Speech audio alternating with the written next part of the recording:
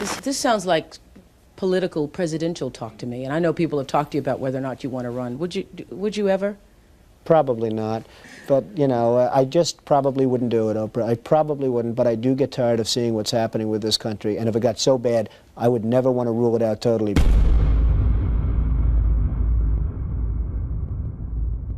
Who are the White Hats officially? Okay, this goes back to the Q movement. Kicked off shortly after Kennedy's death, JFK's death in '63, so it's been going for 60 years. The torch has been passed to a new generation of Americans. In your hands, my fellow citizens, more than mine, will rest the final success or failure of our course. For we are opposed around the world by a monolithic and ruthless conspiracy. Now the trumpet summons us again. They call to bear the burden of a long twilight struggle, a struggle against the common enemies of man, tyranny. Today no war has been declared, and however fierce the struggle may be, it may never be declared in the traditional fashion. In the long history of the world, only a few generations have been granted the role of defending freedom in its hour of maximum danger. All this will not be finished in the first 100 days, nor will it be finished in the first 1,000 days, nor in the life of this administration, nor even perhaps in our lifetime on this planet. But let us begin. We'll light our country and all who serve it, and the glow from that fire can truly light the world. There's a group of military officers who determined that if a president could be assassinated, they're in bad shape. And so slowly they started to build up a team of senior officers who decided that something had to happen. Now at some point, they're looking at options as all military officers do when they're planning. And they don't say right and wrong. When they do a plan, they work out what's workable and what's not. Is this workable? Yes. Is this workable? Yes. Is this workable? Yes. Is this workable? So they're looking at workable options to save the United States. One of the options was a military coup d'etat. Literally, just take it over, clean up the filth, and then hand it back to the people. That was rejected, as was when we were looking at it in Australia before we even knew about White Hats. We determined that coup d'etat or a violent uprising would create such a wound that it would never be healed, and that's if it succeeded. And if it didn't succeed, then it would give the Black Hats every opportunity to do what they wanted to do, because the people just didn't believe it. They don't believe it now. After all that's occurred, the people still don't believe there's something odd going on. And so they decided to penetrate the institutions, the universities, the schools, the media, the unions, business, the politics, the judiciary, the constabulary, the military. That's what they did. They penetrated the lot. And so they grew and grew, and they worked undercover, and some had to go work undercover, and undercover's a dirty business because you do the dirty things with dirty people to prove your bona fides. And it's based largely on Marines and Navy. And there are somewhere between 200 and 300 flag ranking officers, which is general rank, Marines and Navy, and other services too, but it's strongly based on the Marines and the Navy. And they've been working behind the scenes to penetrate, understand, and then when the time came, begin to undermine the Black Hats, the deep state. So that's what it is. That's what Q is. We're putting together an army to take on this cultural Marxist and economic Marxist war that had been declared a long time ago. And this last counter-offensive started the year before Trump was elected. With this strategy, we are calling for a great reawakening of America. And when there's 200 or 300 generals and admirals, that doesn't mean 200 or 300 people. Each one of those people controls a large swathe of capability, if that makes sense. We have over 200 generals and admirals supporting us. And so that means you've got large amounts. And so it's taken time to select the right people that are trustworthy, because undercover work is hugely risky. And that's who it is. That's who's actually doing it. And these guys are just good soldiers that know what's right and what's wrong, what's lawful, what's not. And that's why they have pursued this in a completely lawful way. You can read the Law of War, and that's the rule they're following. And so they recruited Trump, the Q movement, the generals and admirals recruited Trump. You're going to become president, but you have to win it legitimately. We can't place you in there. You've got to win it. And once you're in, here's the plan. And Trump had a look at it and he said, okay, let's go. In my former life, I was an insider. Now I'm being punished for leaving the special club. I knew this day would arrive. It's only a question of when. This is not simply another 4-year election. Nobody knows the system better than me. I have seen firsthand how the system is rigged against our citizens. This is a conspiracy against you, the American people. And so it's a delicate game they've been playing. So that's what's been going on. And we can say that because the people who don't want to believe it, don't want to believe it, and they never will, and that's fine. And the rest of us know this is the truth. And so I hope that answers your question. It's been a long, slow journey in the process. There are forces at play beyond your comprehension. They have this in hand, but you must still do what's required. You've got to step up when you've got to step up. You're going to do what you're going to do. It is incumbent upon each and every one of you watching this to understand that you must take a leading role. This is a struggle for the survival of our nation, believe me. And this will be our last chance to save it. Join me in taking back our country. So this is real. Whether you want to believe it or not, not you, but if people want to believe it or not, that's fine. It doesn't really matter. It's moving ahead. And when they say nothing can stop what's coming, nothing can stop what's coming. The forces at play are beyond the Masonic filth's comprehension. What's coming, you'll either survive it or break you in half, and I mean that quite sincerely. So toughen up, princesses out there. I know that this is a challenging time for all Americans. We're enduring a great national trial, and we will prove that we can meet the moment. The biggest problem is from within. It's these sick, radical people. One of the important factors of the pause is that we see how bad they've done. Everybody sees that. It will be much easier for us to do what has to be done. When I get back into the Oval Office, we will totally obliterate the rest of the deep state. We're going into every alpha. We're going to CIA, the FBI, the DNI, the CIA, all of them. And we're going to release every single person that either traffic people or look the other way to traffic people. We're going to put it all out for the American people. All of it. Yeah, they have to understand something. We're going to hit you with a blowtorch, okay? No more games. We're going to hit you with a blowtorch. That blowtorch, we're going to not just deconstruct it, we're going to rip it apart. We're going to take the administrative state and we're going to take the deep state, and those of you we don't take to trial and put in prison, we're going to get rid of the rest of you. We're not just going to change policy, we're going to start by bottom-blowing personnel. And for every person in there today, you've got time enough to come forward as a whistleblower. If you don't come forward by high noon on the 20th of January, you're guilty. We have it all. All of the illicit wealth in the world has been tracked by the National Security Agency for the past 15 years. We have every single one of you by the balls. You cannot survive this.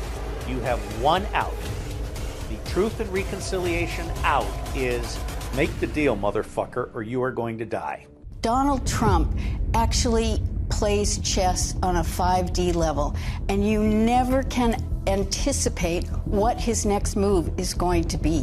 Dan Scavino, who handles his social media, keeps sending hints out to us. We get messages in circuitous ways. Trump's temperament is one of action. It's not, and it is no different than John F. Kennedy's.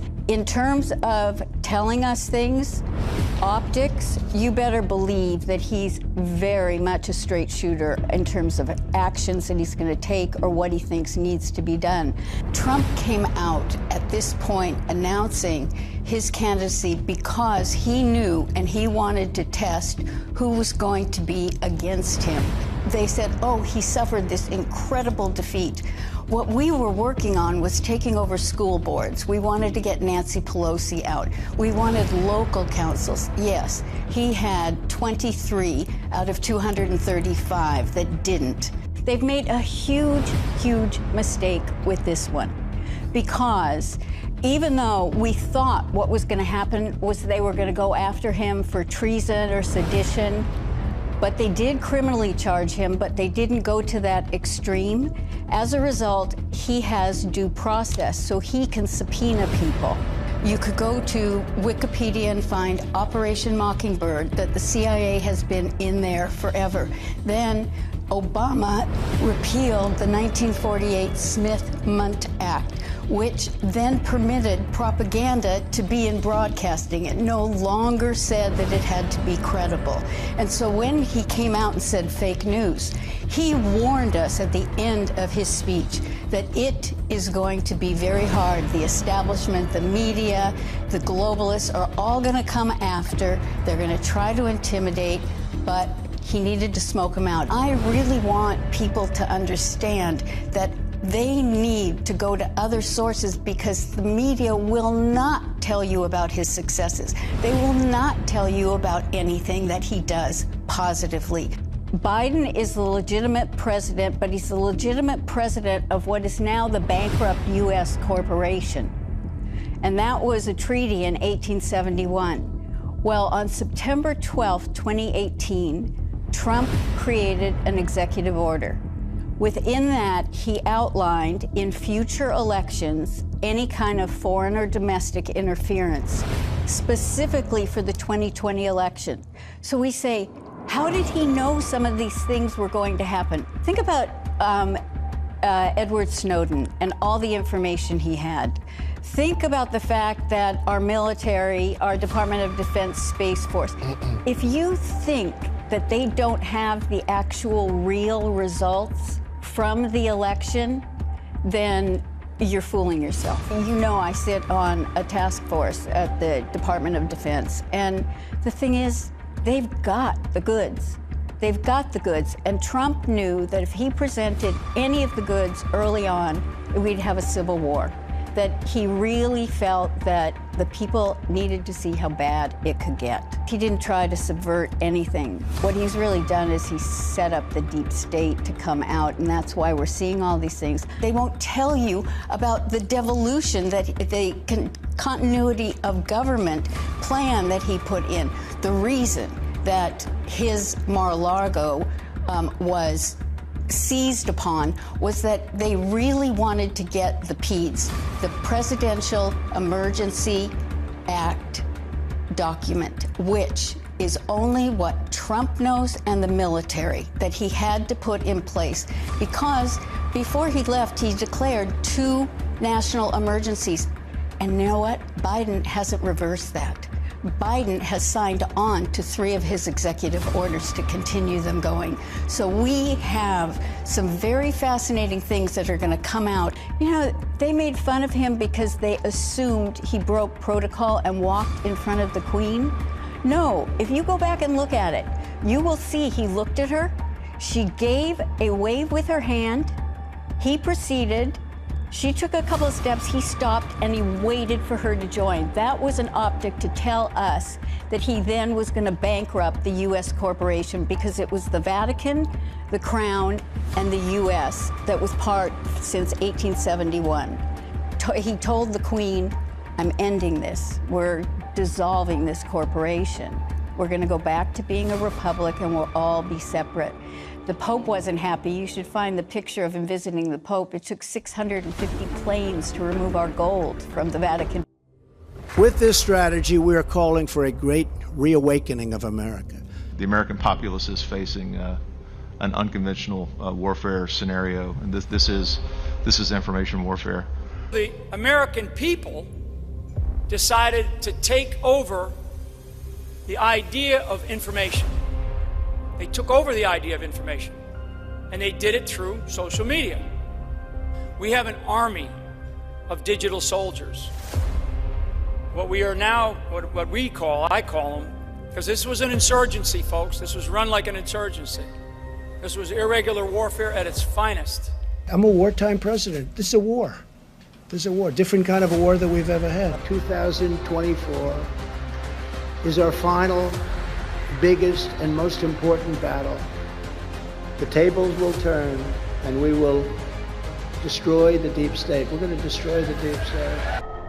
What I can confirm for you is that the military had wanted to take Obama out, and then they convinced Donald Trump to run, and so they postponed this plan. We are witnessing the great reawakening. We started a great, great positive revolution. Trust the plan.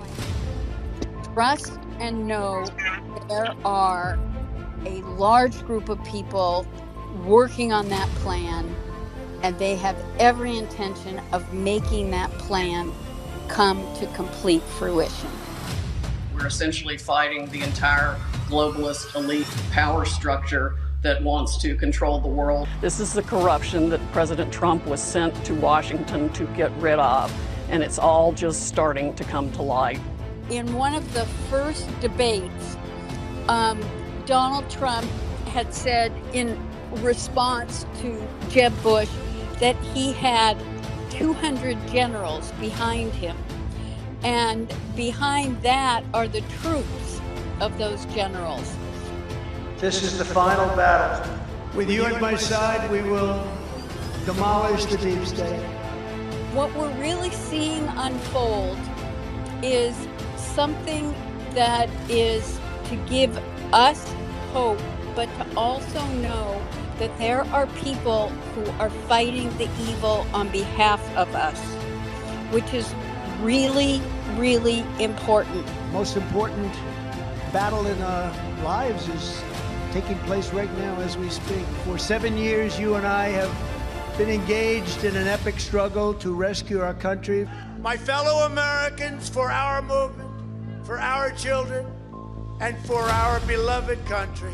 And I say this, despite all that's happened, the best is yet to come. We're going to complete the mission. We're going to see this battle through to ultimate victory. I'm not on the white hat or the black hat side. I am on the military side. I do get some information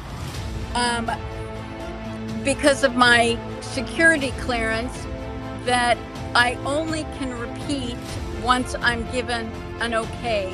We operate in silos, so it's only within my task force that we can share a lot of information. If you're president again, will you lock people up? The answer is you have no choice because they're doing it to us. Guantanamo Bay, which by the way, we are keeping open. And we're going to load it up with some bad dudes, believe me. We're going to load it up. I've been told that, and it's the Navy that has the greatest credibility from the legal standpoint. The military is fully aware of the fact that it is going to be difficult to break through to some of the people, and in fact, with the concern to head off a civil war. What happened during our Civil War is we borrowed a lot of money from France. And the City of London, the bankers from England came to our rescue. But the deal was that the US, they would create a corporation between the Vatican, the City of London and the Crown, and the US. The US would be the military, the finance would be the City of London, and the bank would be the Vatican Bank. And we were locked into that for 151 years. That meant the bankers were going to be in control of our lives. Basically, the cabal that you hear reference to. There are 12 families that really control the finances all around the globe.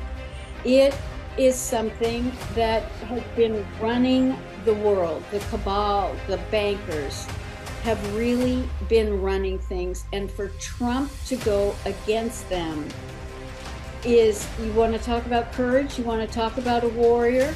You want to talk about someone taking on the people that have been most powerful financially? Technically, we never really got free of the King of England or the Queen of England, even though the City of London is, in essence, a country unto itself. The Vatican is a country unto itself, and the District of Columbia is not part of the United States. DC was centered off and basically made their own entity with their own constitution. The U.S. Constitution does not apply to DC.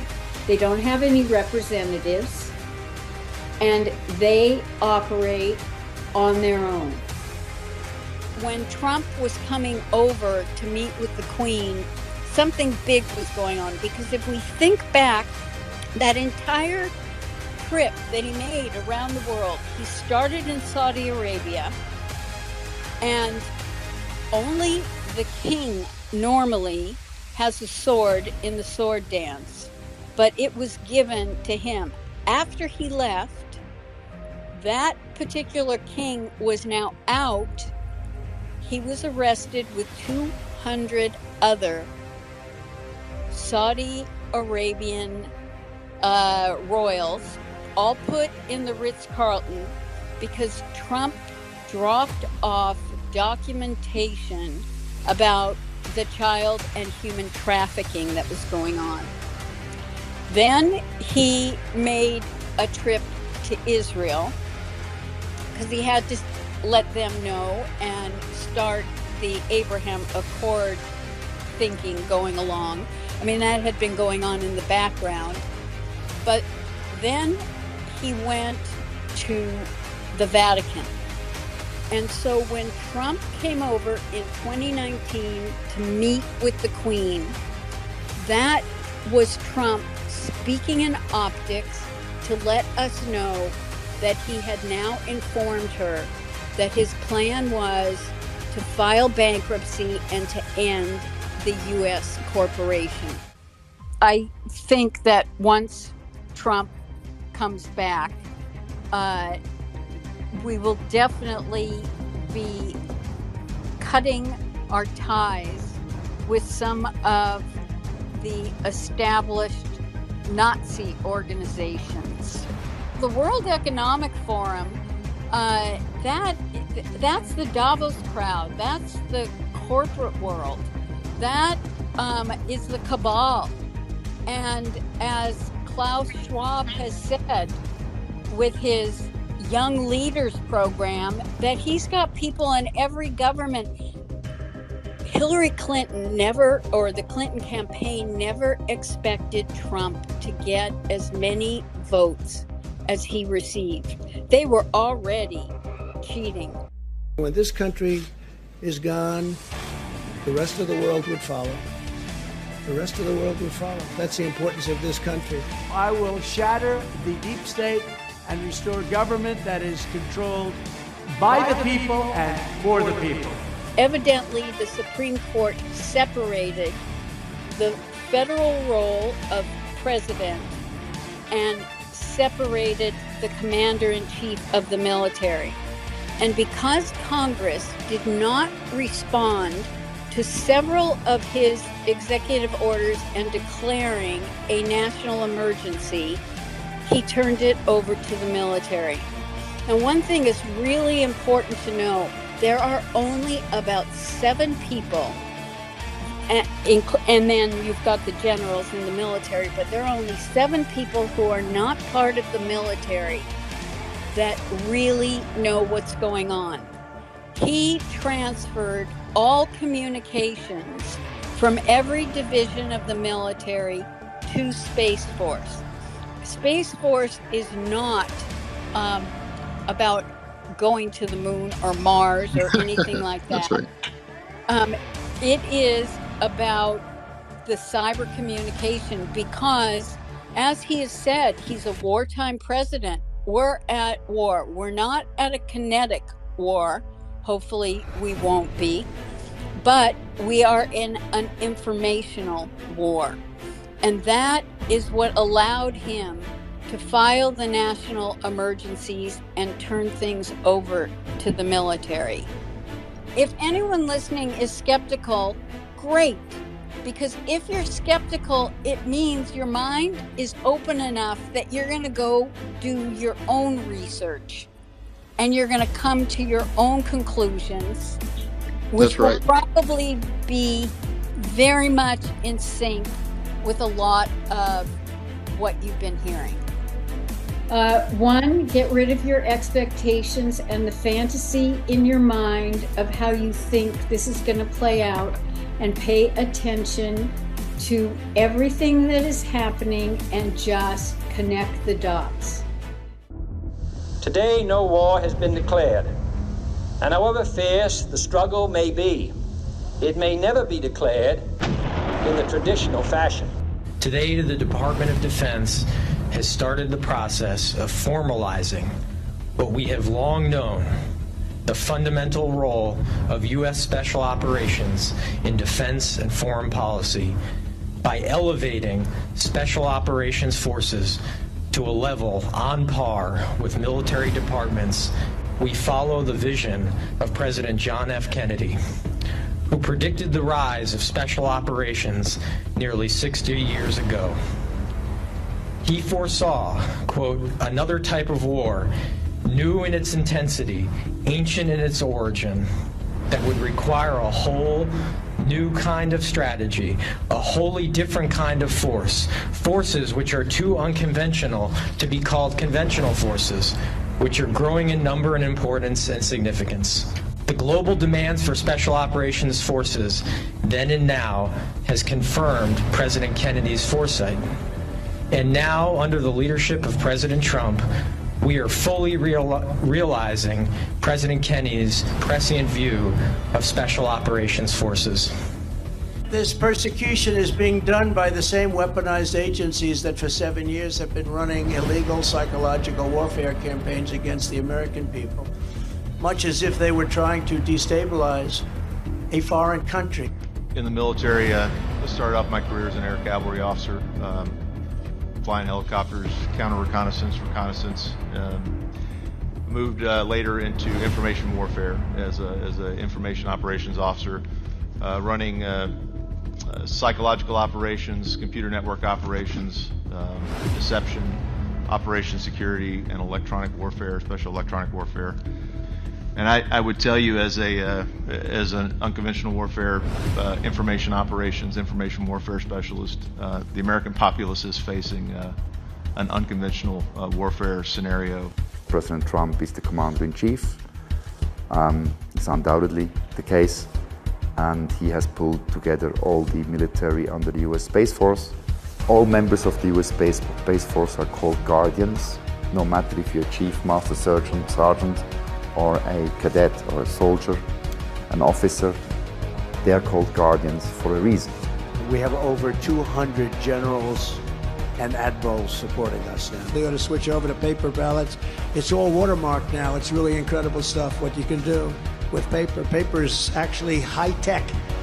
Watermark ballots in over 12 states have been part of a huge Trump and military white hat sting operation. And Biden crime family and ballot fraud co-conspirators, elected officials, bureaucrats, social media censorship mongers, fake stream media reporters, etc., are being arrested and detained for ballot fraud right now and over coming days, and will be living in barges off Gitmo to face military tribunals for sedition. Please allow me to say how proud I am of the almost 25,000 National Guardsmen who have come in from all 50 states and territories to help support the Secret Service and the police departments with a peaceful transition of military power. In my first term, I disrupted all of it. Oh, did I disrupt? That was called major disruption.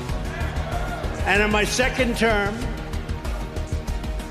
which we're sort of having now, but I don't want the results. Under the normal rules, I'll be out in 2024.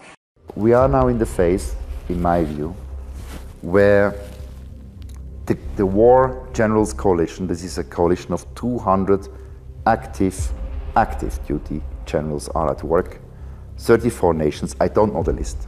I just know it's happening. He has put the US into war, active war. The US, United States codes of court martial are in force. Military justice is enforced. The Law of War Manual 2015, revised in July 23, is in force, and it is global. In light of the countless sacrifices made by hundreds of thousands of American service members and our enormous progress over nearly 2 decades, we are now bringing these conflicts to their successful and responsible conclusion under the bold leadership of President Trump. Should any malign actors underestimate our resolve or attempt to undermine our efforts, we will not hesitate to restore deterrence and defeat any and all threats. Read between the lines of Putin and President Trump. President Putin gave a football to his colleague in a very good ambiance, by the way. The press was there. And he said, Mr. President, I give you this ball as a gift. The ball is now in your court. For those who didn't understand what that means, that was the signal to the cabal.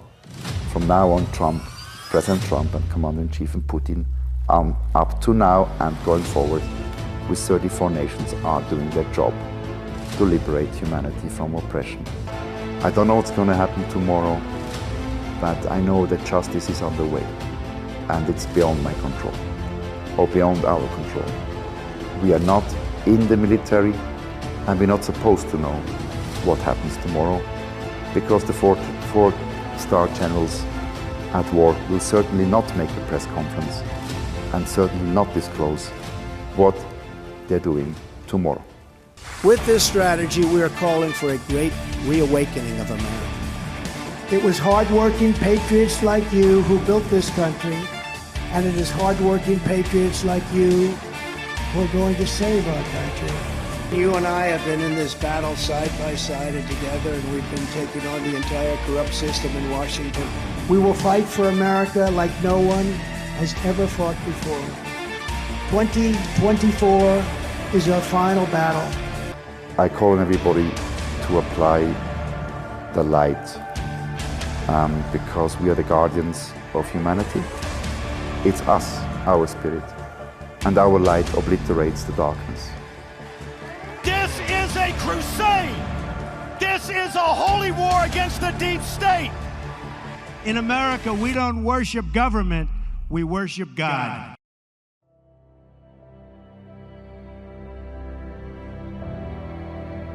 Trump made a very ominous and dark speech about the decline of America, and while doing so, music began playing, and the music sounded exactly like a song called WWG1WGA, where we go one, we go all. The former president of the United States, who wants to be the next president, is now directly spreading the slogans of the conspiracy cult QAnon. Trump has posted or reposted more than 100 messages linked to QAnon since the beginning of the year.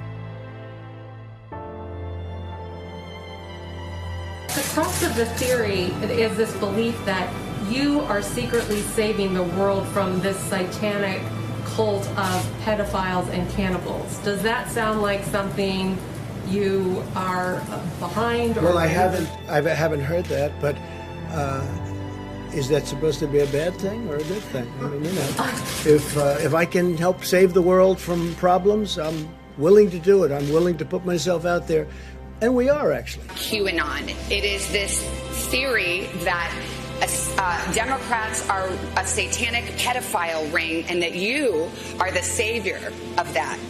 Now, can you just once and for all state that that is completely not true So, and that disavow QAnon in its entirety? I know nothing about QAnon. They are very strongly against pedophilia. And I agree with that. I mean, I do agree with that, and I agree But with it. there's not a very strongly. satanic pedophile I have cult no being run idea. by. I know You nothing don't about know that. Okay. No, I don't know You that. just and this neither week. do you know that. When this country is gone, the rest of the world would follow. The rest of the world would follow. That's the importance of this country. On January 29, 2018, an anon asked Q if Trump could work the phrase "tip top" into his State of the Union speech as a shout-out to anons. Instead, Trump said it at the 2018 Easter egg roll with the White Rabbit from Alice in Wonderland standing next to him. Keep this incredible house or building or whatever you want to call it, because there really is no name for it. It is special. And we keep it in tip-top shape. We call it sometimes tippy-top shape. And it's a great, great place. Q has used the phrase Alice in Wonderland in posts. Trump didn't just fulfill an anon's request, he pointed at Q. An anon requested a hashtag Obamagate tweet from Trump, and Trump posted Obamagate without the hashtag. On April 12, 2018, Q posted Twitter down. Exactly 1 year later, on April 12, 2019, Twitter went down. The same day that Twitter went down, the NSA posted a picture of a Q on their Twitter page. This is important because Q has referred to the NSA in posts. On November 8, 2017, Trump posted a picture on Twitter with everyone giving a thumbs up. When an image is posted on Twitter, it's given a random file name when it's uploaded. If you connect the tips of the thumbs, it makes a Q, plus the file name for the image says "do it Q" at the beginning and ends with a Q. Q used plus signs to represent the puppet masters in a post. The House of Saud, the Rothschilds, and Soros. On November 6, 2017 at 5:07 and 57 seconds, Q posted, "Nothing is random, everything has meaning, plus plus plus." 7 minutes later, Trump posted on Twitter and the tweet had plus plus plus at the end, just like the Q post. 50 minutes later, Trump tweets about Saudi Arabia. The plus plus plus in the Q post represented the House of Saud. On November 11, 2017, Q said that one side of the triangle had been removed, referring to Saudi Arabia, and that the other sides are falling. In the last few months, the Crown Prince, the now Crown Prince, Mohammed bin Salman, has consolidated power and pushed out several other leading candidates for the Saudi throne. The 32-year-old bin Salman has made public statements about not only fighting terrorism, but also modernizing Saudi Arabia and tackling corruption. And the Trump administration counts him as a valuable ally. Remarkable times in Saudi Arabia, the hugely influential Sunni Muslim kingdom. There's been an unprecedented anti-corruption purge with sweeping arrests of senior politicians and business leaders and members of the royal family. Among those princes, military officers and top officials that were arrested in the last 24 hours, Prince Walid bin Talal. He's one of the world's richest men, a major investor in Citibank, Twitter, and the parent company of Fox News, 21st Century Fox. He's also somebody who has publicly feuded with President Trump, and President Trump has accused him of trying to buy U.S. politicians. These are incredible times in Saudi Arabia. There's never been anything quite like it. And in some ways, it's very exciting. His supporters are saying this is the man who's going to lead us to the future, who's setting the stage for a modern economy, a modern society, and jobs for all the millions of Saudis who are pouring out of schools and universities. Others, though, especially the older guard, are extremely worried. We're particularly pleased to be selling the jewels of Hannah de Rothschild. The jewels that we're selling, which comprise a magnificent pearl and diamond tiara and a bracelet and matching brooch. Billionaire George Soros is handing control of his $25 billion empire to his son, Alex. His son, Alex, is 37 years old. In an interview with the Wall Street Journal over the weekend, he said he's more political than his father And he hinted at a significant financial role for the Soros organization in next year's U.S. elections. Aviation call signs are unique identifiers assigned to aircraft, like a nickname, but the call sign doesn't have to be the same for every flight. In 2018 there were civil and military aircraft spotted flying with the call sign Q, or Anon. The United Parcel Service, the U.S. Army, and the U.S. Air Force. There was even a Royal Australian Air Force spotted flying with the call sign Anon. On December 7, 2018, Trump jumped on Air Force One to fly to Kansas. When Air Force One was wheels up, the call sign popped up as Q0. The fact that there was a Q in the call sign was big, but the question was, what did the zero mean? After the flight, Q confirmed that Q0 means Q+. That means Trump was flying with the call sign Q+. The reason that's big is because Anons think Trump is the person that posted on the Intel board as Q+. Not only does that point to Q, but it points to Trump being Q+.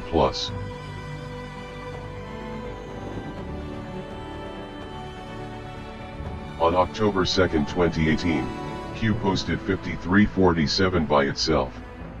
On November 6, 2018, the U.S. Senate election results were 5347.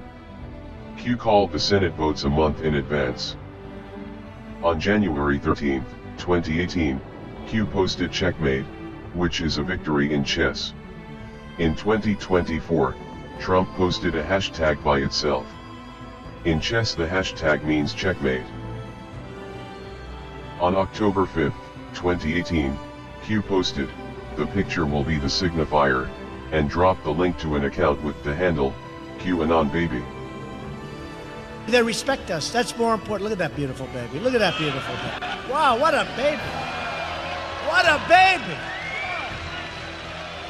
That is a beautiful baby. That's like from an advertisement.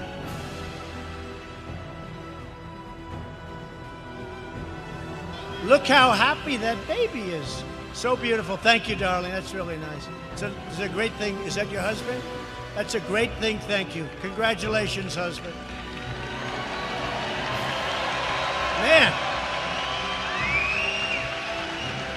What a picture. But we're going to have the country all set. On July 17, 2019, Trump stopped in the middle of his speech to point out a baby, took a picture with his hands and said, "What a picture." When the camera pulled back, the baby had a big Q on their back. This happened on the 17th day of the month. Q is the 17th letter of the alphabet. On October 10, 2019, Trump posted a video on Twitter. At the 1 minute and 34 second mark, Q baby pops up. If you hold the 1, and add the 3 and 4, you get 17. The GOP hearing on the DOJ's investigation into the Clinton Foundation was set for December 5, 2018. Q started dropping D5 in posts like something big was going to happen. On November 30, 2018, George Bush Sr. died. His funeral date was set for December 5, 2018, and the GOP hearing was cancelled. On December 3, 2018, Q asked what the odds are that the Bush funeral would be on December 5th, and pointed us to the empirical rule. Then Q posted, "Postponed, well played Deep State, please allow us to counter." Q's promise to counter had Anons wondering if something was going to happen at the funeral. That's when the secret envelopes came into play.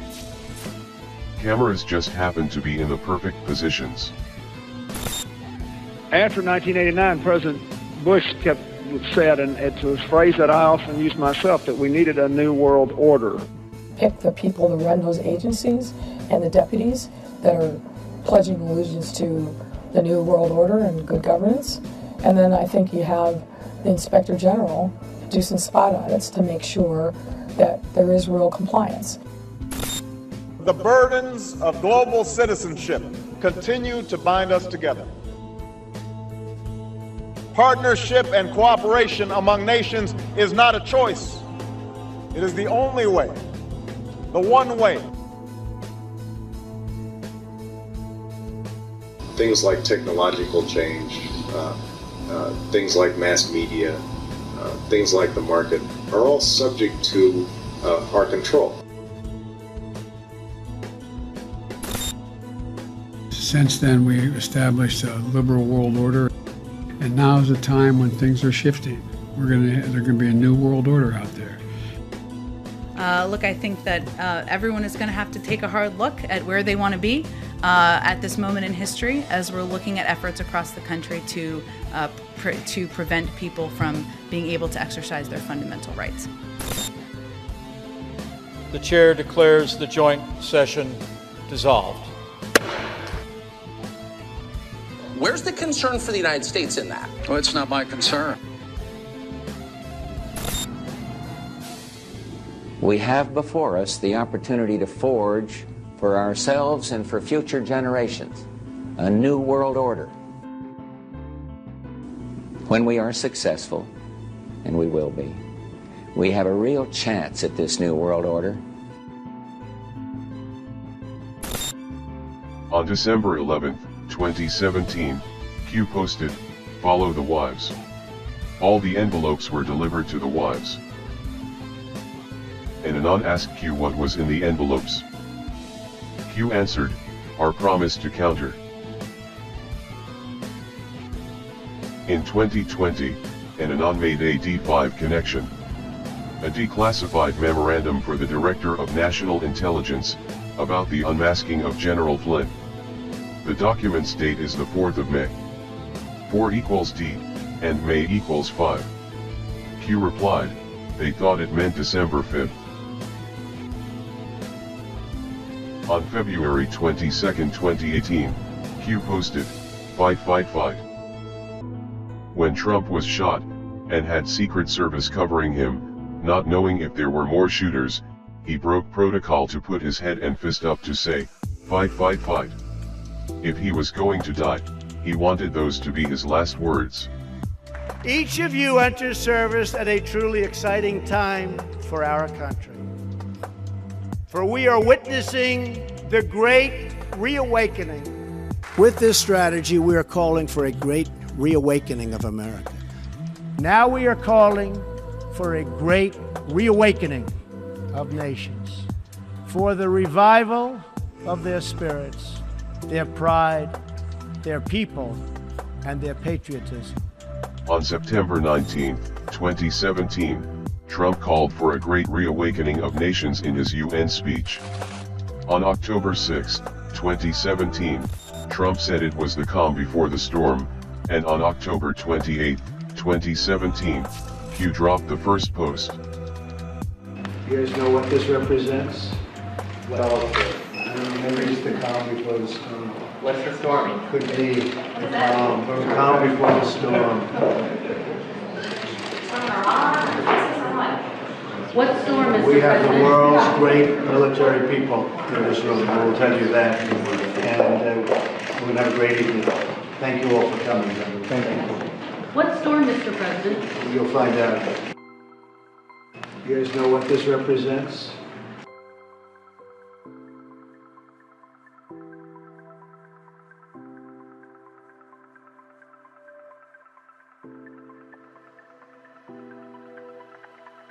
And somebody that's been with me from day one, he's a real general. You know, we have the real generals and we have the fake woke generals that did so poorly in Afghanistan, should have all been fired, but this is a real general, Keith Kellogg. Right, Keith? And this is a great group. It's good to see you, Keith. He's been with me from before day one, right? He said, that guy should run. We got to get him to run. I like those guys. They were here before I ran. You know, there's quite a few of them. General Flynn, along with General Kellogg and some of our other friends. We have so many friends. We have over 200 generals and admirals supporting us now. We had 17 Congressional Medal of Honor winners endorse me. When I first came here, I was only in Washington 17 times in my life. On December 9, 2017, at 10:34, Q posted a quote thanking the military. Then Q pointed us to timestamps, and let us know a proof was incoming. 3 hours later Trump tweeted the exact same thing without the quotation marks. Q quoted Trump's Army-Navy game tweet 3 hours before he posted it. On February 22, 2019, Q posted "The best is yet to come." My fellow Americans, for our movement, for our children, and for our beloved country, and I say this despite all that's happened, the best is yet to come. For we still believe that the best is yet to come. On June 13, 2020, Q posted, "Seeing is believing. Sometimes you can't tell the public the truth, you must show them. Only then will people find the will to change. It had to be this way. This is not another 4-year election. 2020 to 2024 has been called the pause. Let the deep state steal 2020, and let the people see for themselves." In 2022, Trump confirmed it. One of the important factors of the pause is that we see how bad they've done. So we will be able to do it properly, and it will be much easier. Everybody will agree with us because everybody sees what a bad job has been done during this 2-year period, and it will be a 4-year period. Everybody sees that. It will be much easier for us to do what has to be done. Those text messages were sent from the wife of Supreme Court Justice Clarence Thomas. "I looked at past inaugurations as far back as George Bush. Not once did the military walk up and stand behind the president.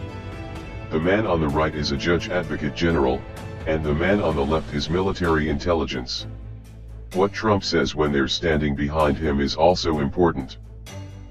Today's ceremony, however, has very special meaning.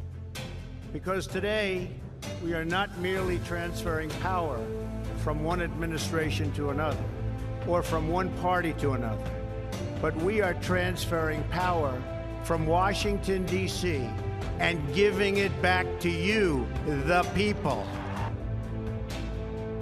On November 1, 2017, Q posted, "The only way is the military, once 11.3 verifies as first marker."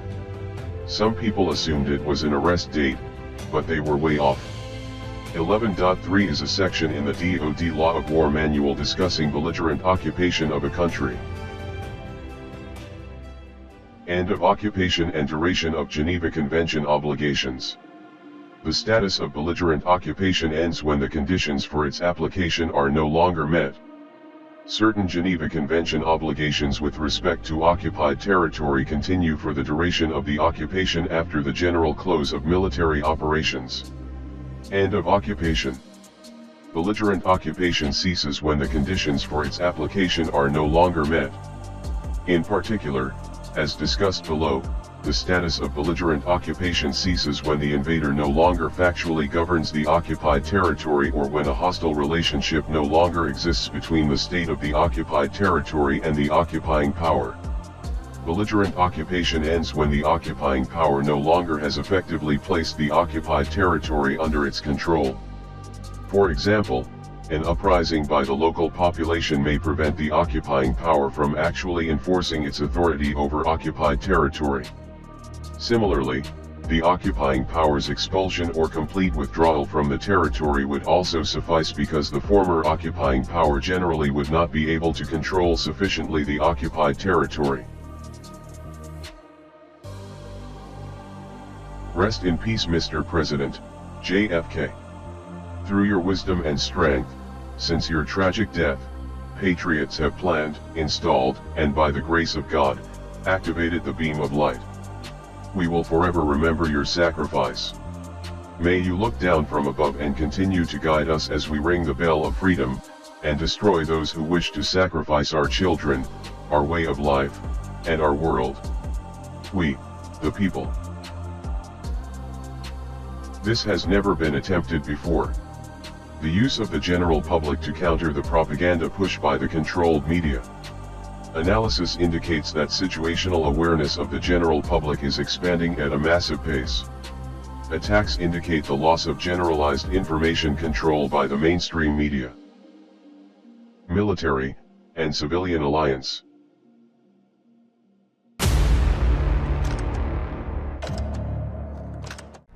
An explanation from a military perspective why the White Hats fought the war the way they did. How do they get away with it and how do they do it? Planning process we go through when we are solving large complex problems, and it's like pulling teeth without anaesthetic. It's not fun. But at the end of that process, what falls out the bottom is a rational, workable plan. We the people have rightly experienced deep frustration and even fury at the apparent inaction by the White Hats.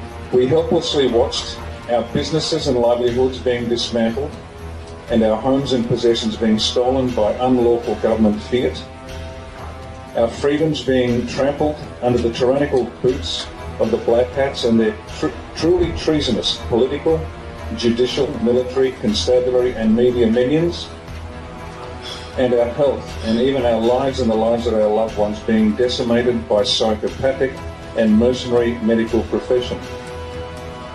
I have plenty of good reasons to be furious.